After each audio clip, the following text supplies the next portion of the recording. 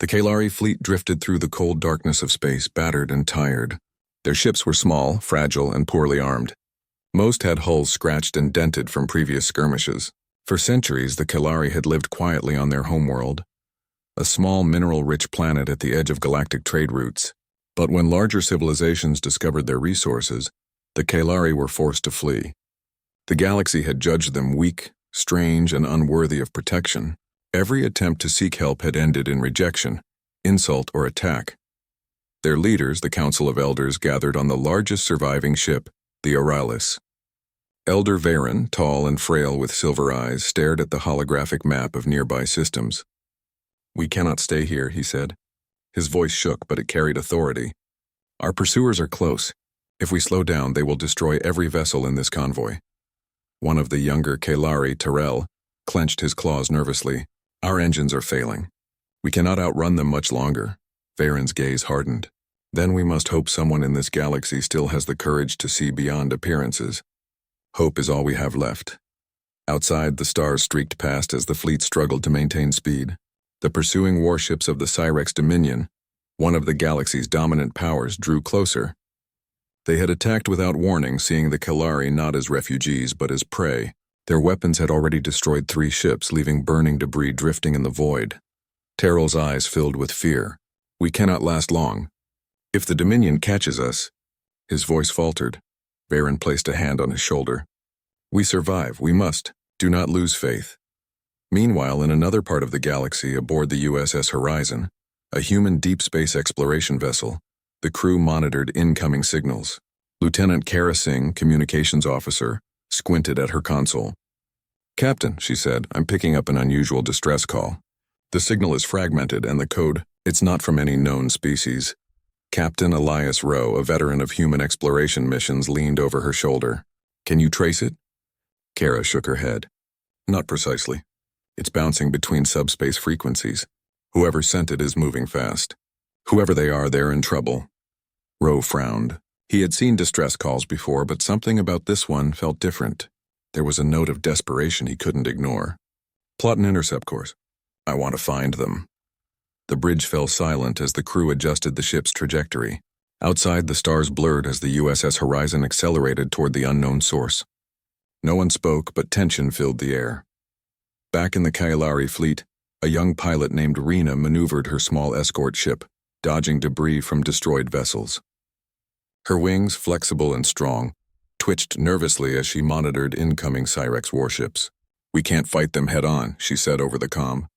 "Our weapons will barely scratch their shields." Varen's voice came through the communicator, calm but firm. "Then we do not fight. We survive. Head toward the uncharted sector. There may be someone who will help." The fleet changed direction, moving deeper into a region of space few dared to enter. It was risky. Few systems here had maps, and dangers were unknown. But for the Kalari, it was the only hope left. Meanwhile, on the USS Horizon, Kara tried to decode more of the signal. Her fingers flew across the console. "Captain, I think it's a language I've never seen before. But the distress is clear. Whoever they are, they're being chased." Rowe leaned forward, studying the data. "Prepare a communication protocol. If they're intelligent, we need to establish contact. And alert weapons and shields. I don't want to be caught off guard." The human crew worked swiftly, a well-oiled team used to unexpected situations.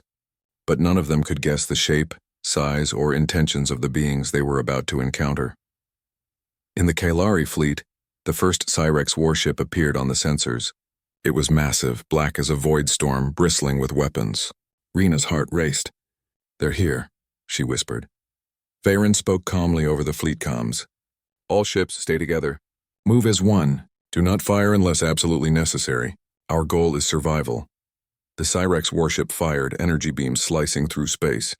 One Kalari escort exploded, sending fragments into the void. Panic spread among the smaller vessels, but Varen's voice remained a steady anchor. Then from nowhere, the USS Horizon appeared on sensors. Its weapons were not yet deployed, but the human ship was large, sleek, and capable. Rowe's voice came over comms, firm and clear. "This is Captain Elias Rowe of the USS Horizon. You are under attack. We will assist you. Stand down if you wish to survive." The Kalari fleet froze. No one had expected help. Their pursuers were fierce, and no one in the galaxy had ever intervened on their behalf. Rena's claws shook as she spoke. Are they attacking us or helping us? Veyron's eyes widened in cautious hope. It appears they are offering aid. The horizon moved with surprising speed, positioning itself between the Cyrex fleet and the Kalari. The human weapon systems powered up, projecting energy shields and readying disruptors. Captain, Karasing said, they're firing, but the Cyrex beams are being deflected. Human shields are holding. Ro gave an order. Target their main cannons, but aim to disable, not destroy. We are here to save lives, not start a war. The human ship unleashed precision strikes, hitting the Cyrex warship's weapon systems. Sparks flew across the enemy hull. The Cyrex commander, unfamiliar with human tactics, hesitated. Their next attack missed, and the Kalari fleet found space to maneuver. Veyron's voice, shaky with emotion, spoke to his people. Humans, they fight for us. We are not alone. Rena's ship soared through the chaos, dodging stray fire while watching the humans engage the attackers. They are incredible, she whispered. They are strong, but they are helping us. After several tense minutes, the Cyrex fleet retreated. They had underestimated the humans and feared escalating losses. The Kalari fleet breathed a collective sigh of relief, many silently giving thanks to the strangers who had saved them. On the horizon, Ro watched the retreat. They're gone, he said. We bought them time. Now we get them to safety. Karasing worked quickly. Captain, I'm establishing a link with the largest Kalari ship. They may not understand us fully, but we need to guide them to a safe system. Veyron responded, his voice trembling but firm. We accept your guidance. Please take us to safety. The human ship led the Kalari fleet into an uncharted system, a hidden cluster of habitable planets where they could recover. The journey was tense. The Kalari ships were slow and fragile, but under human protection, they finally arrived. Once docked on the largest planet of the system, humans helped the Kalari repair their ships, distribute food and medical supplies, and treat the wounded. The Kalari had never seen such care. For generations they had been hunted, ignored, or belittled by the galaxy. Humanity was the first species to treat them with kindness. Veyron observed the humans' awe in his eyes. I did not think such beings existed. They are strong, yet compassionate. Rena looked around, tears welling in her eyes. We have never been welcomed anywhere. And now, they fight for us. They save us. Why? Ro approached, noticing her hesitation. Because we know what it is to be tested, to face danger, and to have no one else to rely on. Sometimes the right choice is the hardest one. We choose to help those in need even if the galaxy refuses to. For the first time in generations, the Kalari felt hope. Not blind hope, but a cautious optimism. The kind that grows when someone shows genuine care. They had been rejected by the galaxy, judged weak and unworthy, but humanity had welcomed them. That night on the surface of the planet, the Kalari gathered with the humans around the repaired ships. Children ran and played, laughing for the first time in years. Scientists and engineers exchanged knowledge, sharing tools and ideas. Veyron stood quietly watching the scene. Perhaps the galaxy will never understand us, he murmured. But perhaps we have found a new home. Rena sat beside him. We survived the void, she said softly. Not alone. For the first time, we are not alone. And so the Kalari began to heal. The wounds of their fleet, their homeworld lost, and the cruel judgment of the galaxy remained, but for the first time, a flicker of hope shone brightly. Humanity had chosen to stand with them, and that choice would change everything. As night fell over the alien world, the stars above seemed brighter. The Kalari could see them and imagine the vast galaxy beyond. Once a place of rejection and fear, now it felt different. Now it could be a place of allies, friendship, and a future yet unwritten. But even in this moment of relief, Veyron knew the galaxy would not forgive easily. Powerful civilizations would not ignore the Kalari for long, and when they came again, the Kalari would not be alone. Humanity had made a promise, and promises were not broken. For now, though, there was peace. The Kalari rested, repaired their ships, and began to dream of the possibilities that lay ahead. They had been rejected, hunted, and forgotten, but here among humans they were welcomed, and for the first time in centuries, they believed that survival was not the only thing that mattered. Perhaps together they could thrive. The Kalari slowly began to adapt to life on the human-controlled planet. Eos Prime, a lush world with wide oceans, tall mountains, and vast plains. Though the humans had not forced the Kalari to live in any particular way, the differences in culture and biology made even simple tasks challenging. Some Kalari struggled to breathe the planet's thinner atmosphere, while others found the humans' pace of life bewildering. Varen walked alongside Lieutenant Kara Singh through one of the repair docks, observing the Kalari engineers at work. Unlike human machines, Kalari devices were organic in structure, growing and adapting rather than being built from rigid metal. Sparks flew as human engineers worked alongside Kalari technicians, carefully learning how to repair the fleet. "This is incredible," Kara said quietly. "They think completely differently. Their technology is alive." Varen nodded, though his expression was somber. "Our people survived because of what we built together. But surviving here is different. Here we must earn trust every day." Meanwhile, young Kalari like Rena explored the human settlements, marveling at the buildings and vehicles. She had never seen technology built so efficiently, so elegantly, and yet so reliably. Children ran through the streets laughing and playing games, their joy infectious. For the Kalari, such laughter had been rare, a sound from dreams long forgotten. One day, a group of Kalari elders approached Captain Rowe with concerns. "Your species is different," Elder Varen said, his voice heavy with caution. "You have helped us when the galaxy would not. But others here. Not all humans may trust us." Rowe leaned forward, meeting Varen's gaze. "Some humans may be cautious at first, yes. But our goal is simple: to ensure your people survive and thrive. Those who cannot see the value in that will learn eventually. Humanity has a long history of protecting those in need, even when it is unpopular." Despite Rowe's reassurance, tension simmered. News of the Kalari's presence traveled quickly through human space. Some colonies welcomed them eagerly, eager to learn from the newcomers and share culture. Others were suspicious, fearing that harboring a rejected species could draw the attention of hostile galactic powers. Dr. Elise Moreno, a leading human scientist, became fascinated with Kalari biology and technology. She spent long hours studying their organic machinery, learning how it could adapt to environments humans had never imagined. Her research team worked closely with Kalari engineers, translating their methods into hybrid designs. Rena, curious and energetic, often assisted Dr. Moreno in her experiments.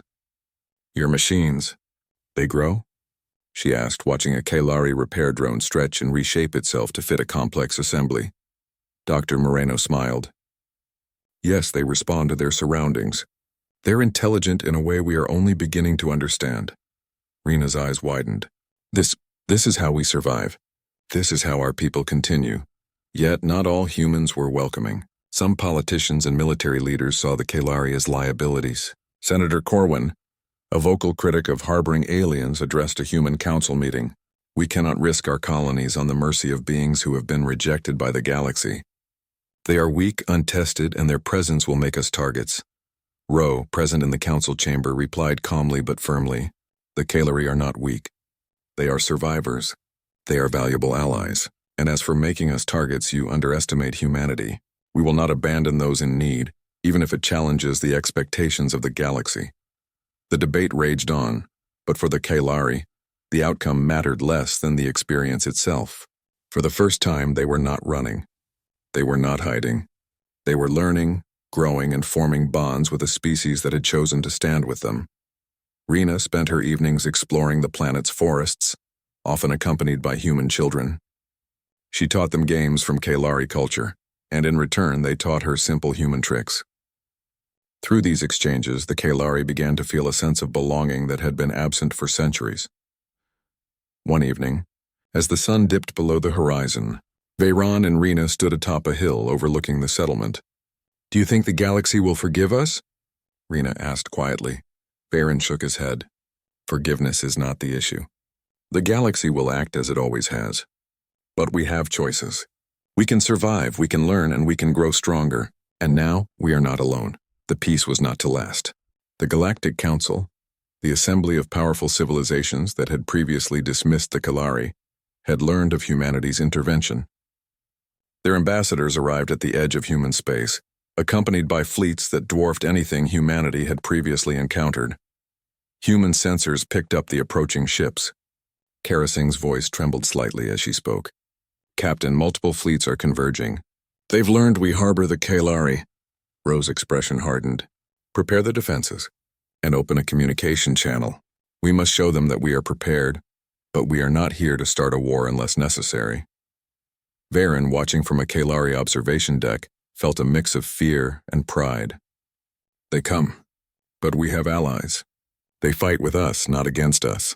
Perhaps the galaxy will see that strength is not only in power, but in courage and compassion. The emissary's message came through. It was formal, cold, and demanding. Humans, you harbor beings considered unworthy by the galaxy. Remove them immediately or face consequences. Your refusal will be met with force. Ro replied, steady and unyielding. The Kaelari are under our protection. They are not property to be surrendered. Humanity does not abandon those in need. You may attack, but you will face the full strength of our defense. Tension mounted.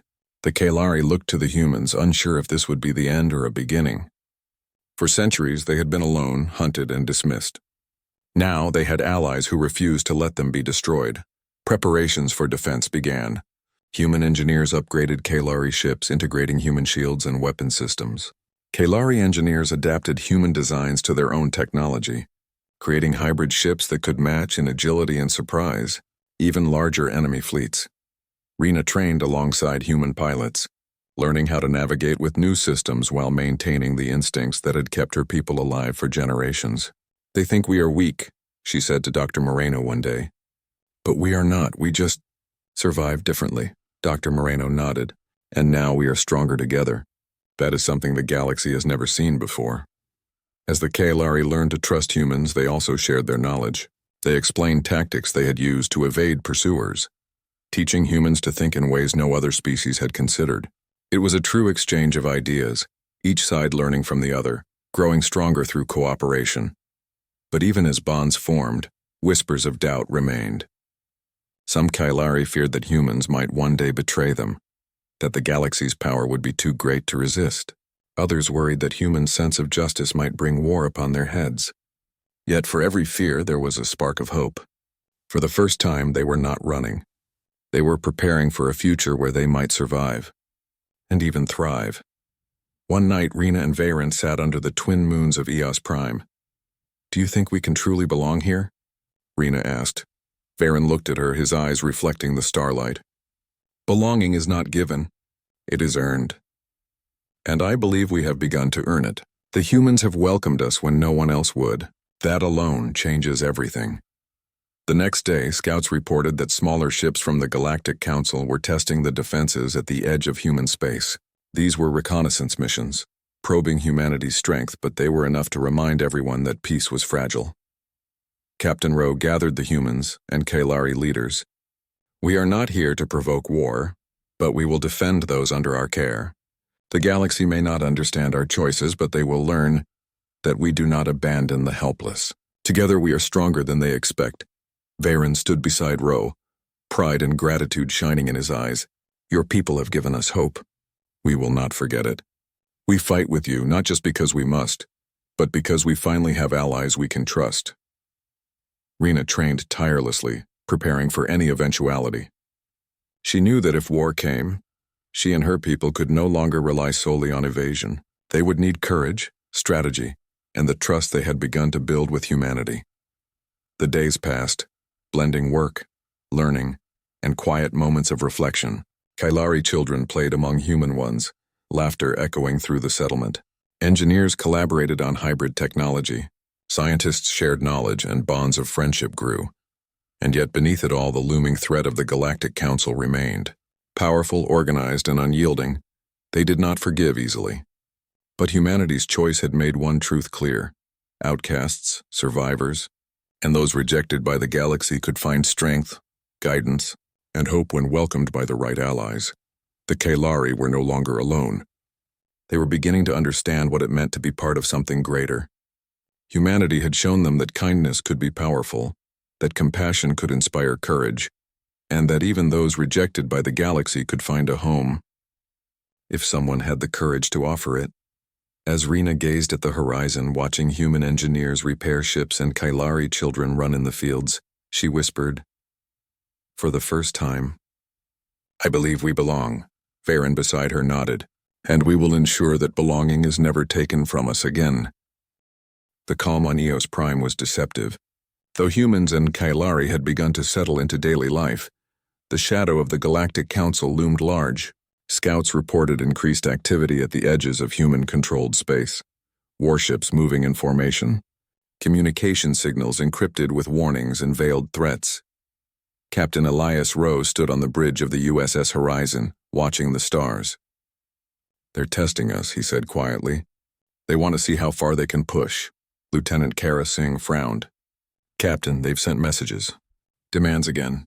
They want the Kailari handed over immediately. They're implying consequences if we refuse. Rowe's jaw tightened. Consequences are expected. But humanity has never backed down from the right choice, even when the risk was high. We will not betray those under our protection. Meanwhile, on the planet, Varen convened a meeting of Kalari leaders. Their faces were grim, reflecting centuries of fear and disappointment. They come, Varen said. The galaxy is sending their fleets. They expect us to surrender. They do not understand humanity. And they do not understand courage. Rena, now more confident in her abilities, spoke up.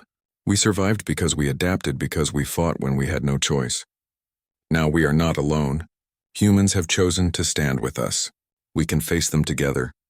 Varen's silver eyes softened with pride. You speak with wisdom, young one. We will need every skill, every plan, and every alliance. But I believe we have the strength to endure. The first emissaries of the Galactic Council arrived soon after, hovering above human colonies in massive black warships. Their messages were formal but threatening. Humans, you harbor beings rejected by the galaxy. Surrender them immediately, or your colonies will suffer the consequences. You are warned. Rowe activated the communications channel. This is Captain Elias Rowe. The Kalari are under our protection. Any aggression will be met with resistance. Humanity does not abandon those in need. The response was cold and calculating. You underestimate the power of the Council. Resistance will lead to destruction. Compliance is recommended. Rena, standing beside Varen, clenched her claws. They've never faced humans before. They think we are weak, but they do not understand us. Rowe's voice came over the comms again. If you wish to challenge us, know this. Humanity fights for those who cannot defend themselves. That is a strength you cannot comprehend. Preparations began immediately.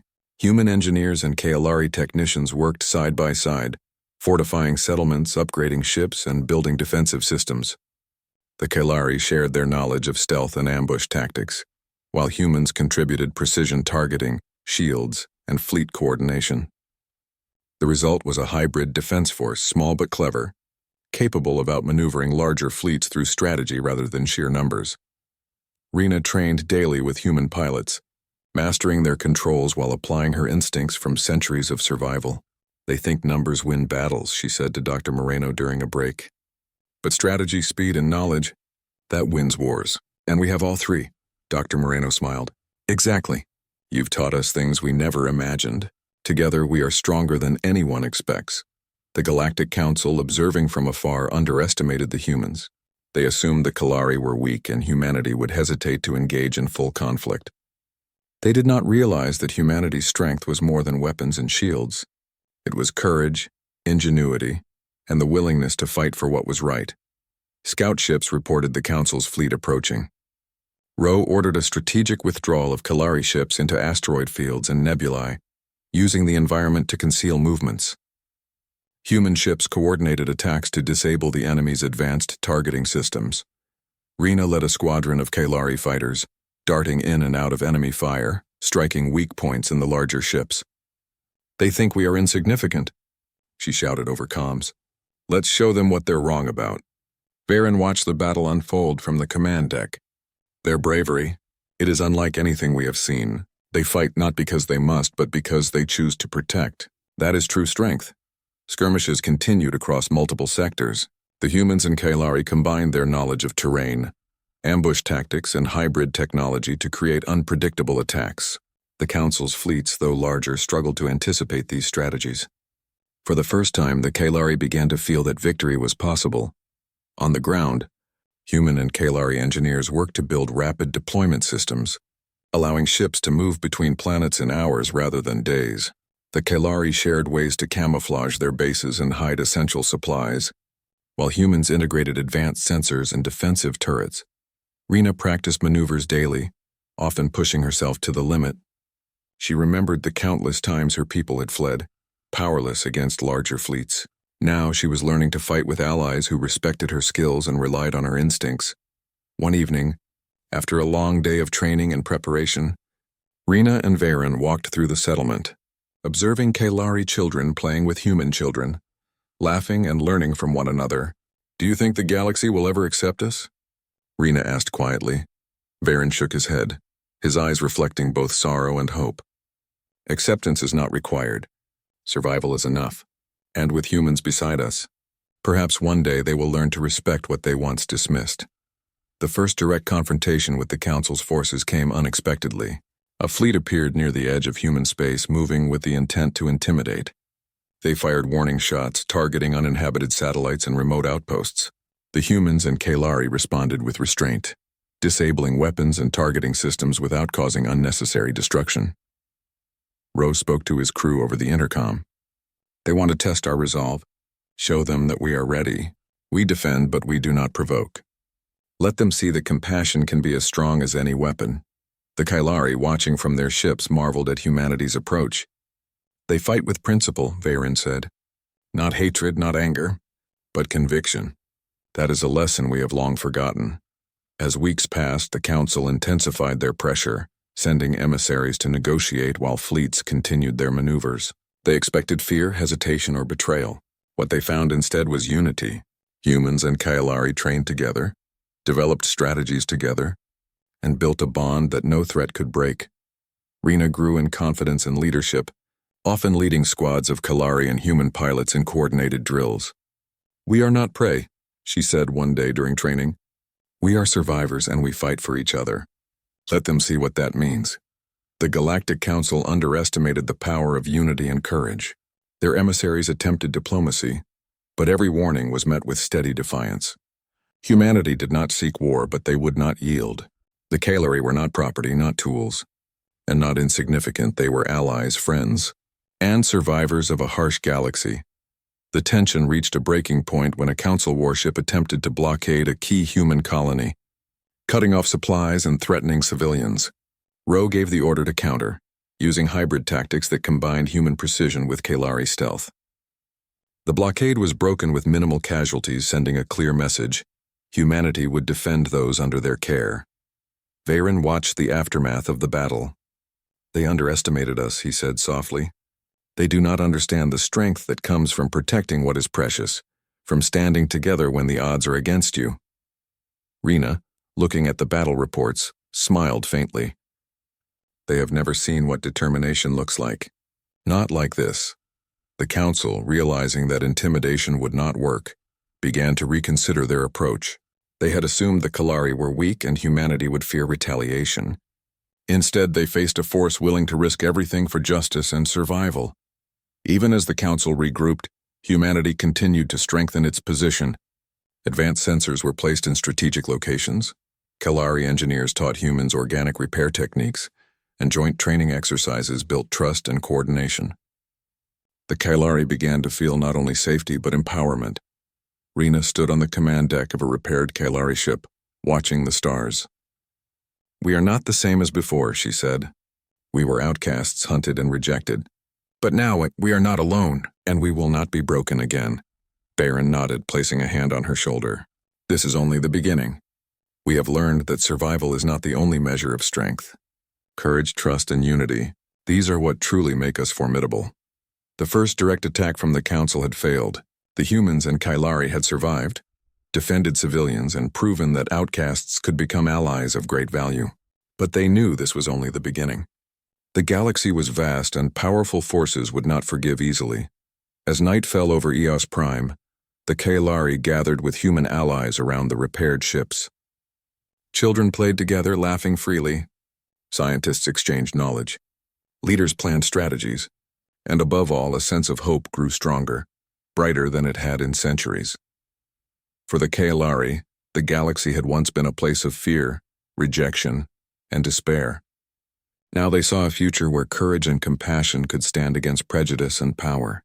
They had been rejected, hunted, and dismissed.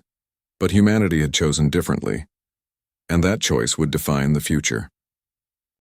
The Galactic Council's fleet loomed at the edge of human space, a vast armada of ships glinting coldly in the void. They had underestimated humanity once, and now they hoped to crush what they saw as an act of defiance. The Council's emissaries had demanded the Kalari be handed over, but Ro and the leaders of humanity had refused. On Eos Prime, the human and Kalari populations prepared for the inevitable confrontation. Engineers and scientists worked tirelessly, upgrading defenses, fortifying bases, and coordinating fleets. The Kalari shared their ancient knowledge of stealth, ambush tactics, and survival strategies, while humans contributed advanced technology, shields, and fleet coordination. Rena stood at the observation deck, her claws gripping the railing. "They think they can intimidate us," she said. "They don't understand humans or us." Varen beside her nodded. "They've never seen courage combined with compassion. That is something no fleet can ignore." Across human colonies, people and Kailari worked side by side, building hybrid ships that could combine agility, adaptability, and precision. Dr. Elise Moreno supervised the integration of Kailari organic technology with human engineering, producing vessels capable of surviving the most hostile environments. "This is incredible," Rena said, watching a small hybrid fighter flex and reshape its hull in response to a simulated attack. "Our ships, they can adapt like living beings, but with human precision. They can surprise anyone who comes at us." Ro addressed both humans and Kalari from the main command center. "We do not seek war," he said firmly, "but we will defend those under our care. Outcasts, refugees, allies, those who cannot defend themselves will have a home here. If the Council attacks, they will see what it means to fight together." As the Council's fleet approached, humanity's tactical planners revealed a daring strategy. Rather than waiting defensively, human and Kalari ships would use the terrain of the asteroid fields and nebulae to ambush the enemy. Each side trained relentlessly, building trust in one another's abilities. Rena led a group of Kalari pilots coordinating with human squadrons. "Stick close to the humans," she instructed. "They fight differently than anyone we've ever seen.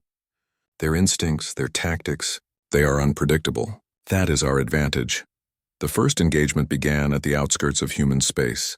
Council ships fired warning shots attempting to intimidate, but the humans responded with careful precision, disabling weapons without unnecessary destruction. Kalari pilots darted in and out, striking weak points, confusing the enemy with maneuvers no one else could anticipate. Varen watched in awe.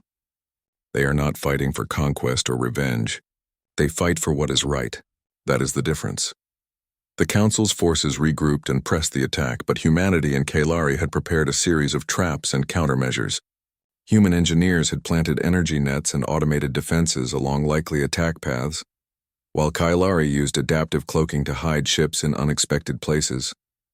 Every assault met resistance, every strategy countered with creativity.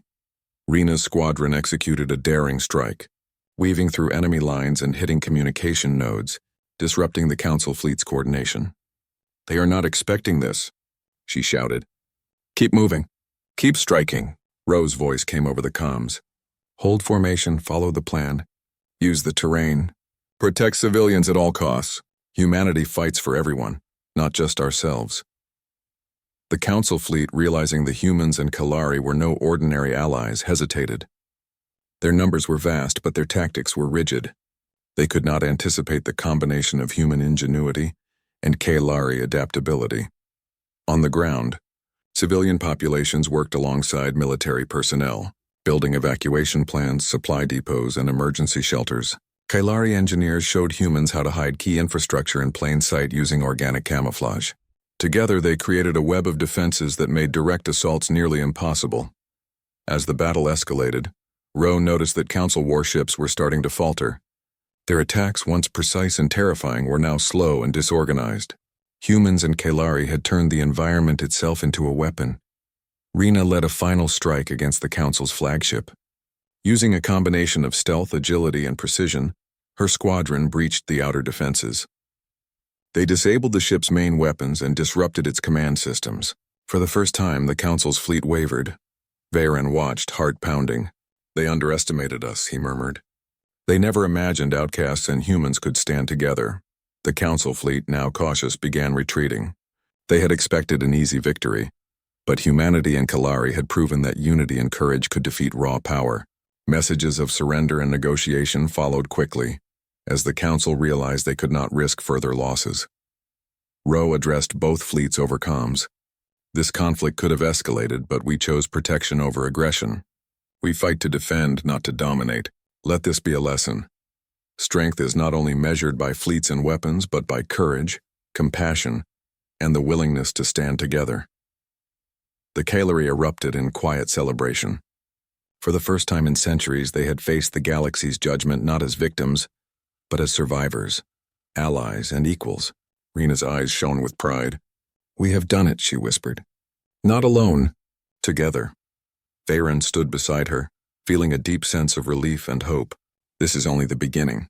Humanity has shown us a path we never imagined. Now we can thrive, not just survive.